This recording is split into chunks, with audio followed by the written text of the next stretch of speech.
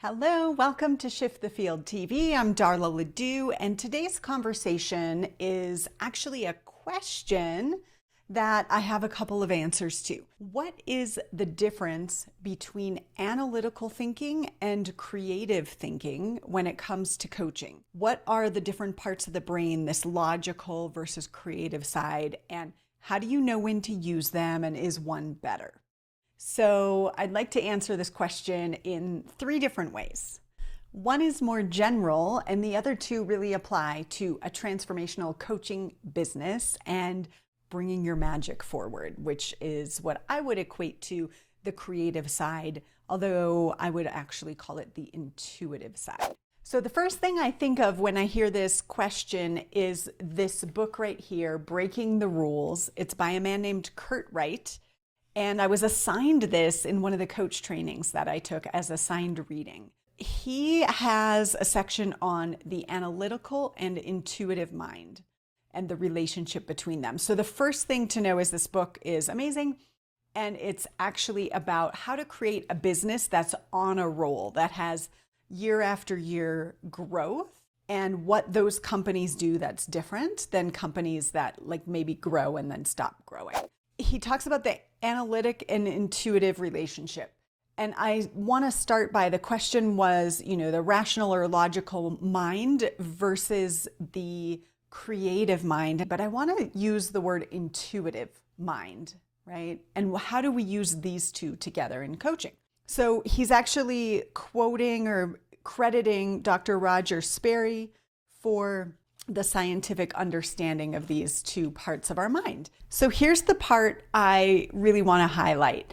He says, when the analytical mind is separated from the intuition, it is incapable of distinguishing truth from fiction. So when the analytical mind, and they surgically separated the parts of the mind, and they studied people with, missing pieces of their brain.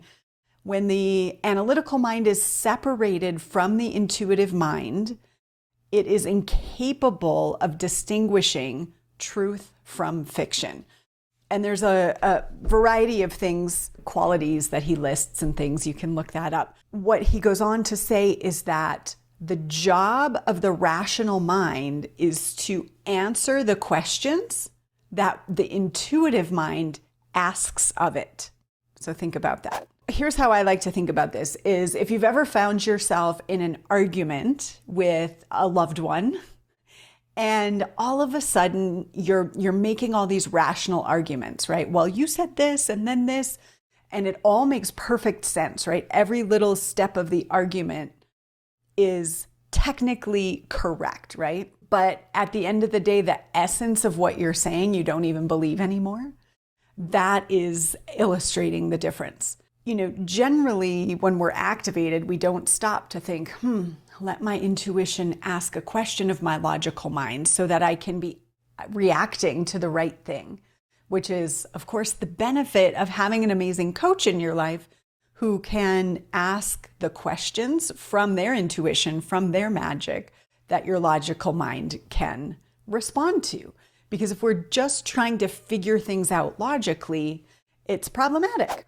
I have this happen all the time with clients in coaching where, they might naturally take themselves down a line of thinking, and all of a sudden they're talking through and reasoning about something, and it's it's irrelevant to the essence of the thing that they care about, right? Now they're trying to figure something out that's maybe a small detail rather than focusing on, and what's the truth about the energy that you're feeling about that whole thing, right? They're trying to band-aid it instead of getting to the truth. That's what the rational, logical mind will do. This is why having a coach is so amazing, because our tendency is going to be to do that. And being able to ask the right question is key. So that's the first way I would answer that. The second way I would answer this about analytical thinking versus creative thinking, again, is in your work as a transformational leader, as a coach, consultant, creative, or healer, you need both structure and flow, structure and flow. So structure would be more of the analytical, logical, and then the flow is more of the intuition, the creativity, or what I call magic. We need both, and there's two reasons we need both. First of all, you as a human want to put enough structure in place that you can allow yourself to be in flow with your client. So in other words, if you don't know how many sessions you offer and what the intention of the sessions are and what time to show up for them, etc., you are not going to do a very good job at being an entrepreneur, obviously.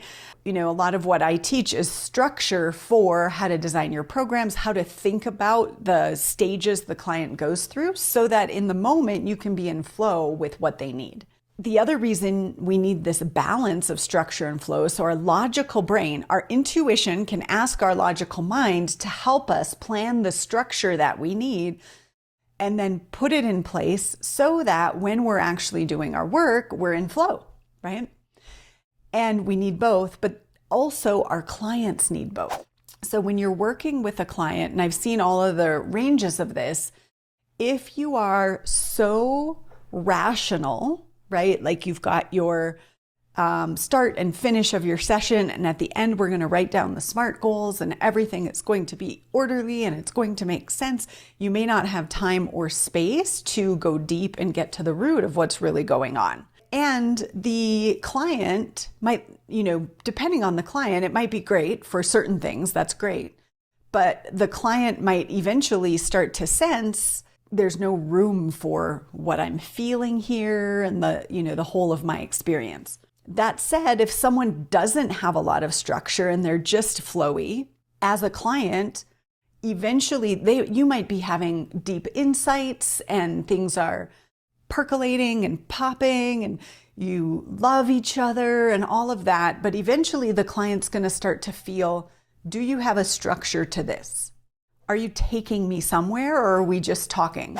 That's the difference, in my opinion, between a coach that's okay and a coach that's excellent, is this balance of the client knows I have a structure, there's a method to my magic, as I say, and we're going somewhere, and there's enough energetic exchange, depth, spaciousness to really allow the truth to surface. And we need this balance, and the client's going to feel safe and secure to let themselves relax into what's actually true when they know you have a structure and there's enough space for magic. So that's my second response. And then the third, I just want to speak for a minute about mindset versus magic. So mindset can be logical. It can also be creative, right? We can have creative mindset. We can ask creative questions. We can bring creativity to the questions we ask our logical mind. So there's both. I was kind of raised up in this industry in the lineage of mindset work, right? Like read Think and Grow Rich, read, all of the mindset texts that came before us, which is great. I'm so grateful I did. I read Working with the Law. I forget the other one that's like the standard, but I read these on repeat, right? A lot of these works that are in our lineage. There's a limit to mindset. And one of the things that I've been noticing lately and just over my years participating as a client, as well as marketing my own work, coaching people and training people on transformation who have come from other backgrounds and they're doing mindset work already, is that mindset, right? We can just think of it as a pier. Mindset will only take us so far. Magic is embodied. Magic is where we are moving the energy that's in our field, not just here, but in our heart space, in our sacral, in our womb space, right? In our, stuck in our hips or hunching over our shoulders or whatever it might be. That's actually, no matter what thoughts we think, if we're still holding ourselves like this, thinking different thoughts, we're not going to be able to receive or be an energetic match for the things that really want to come to us. So when I think about analytical versus creative thinking in coaching, I go to mindset versus magic. And are you a practitioner who, helps people with their thoughts, and that's the limit, right? Or their thought patterns, which is great. Or are you also looking at the energy patterns that are actual vibrations that are in the body, right? Repetitive patterns or ways of holding ourselves, or density of energy that we are literally physically moving through the world with, that allows us to be a match for maybe things that we're no longer interested in having in our life. I don't necessarily want to say that it's creative work, but the clearing of energy, so using your embodied magic to help someone actually clear their energy field, both by talking and by moving. I teach 6 types of magic and how to work with them. But when you can really do that, you are helping someone be open for creativity, because their energy field is clear and they're ready and available for whatever creative spark comes in, and they know they can act on it, and they don't have those fears and barriers and things like that. So that's the other way I would answer the question about analytical versus creative thinking and how it applies to coaching. So I would love to hear your thoughts, what's jumping out at you, any little nugget you're picking up. If you like this video, you like this channel, please like, subscribe, share. It really makes a difference, and we'll see you in the next video.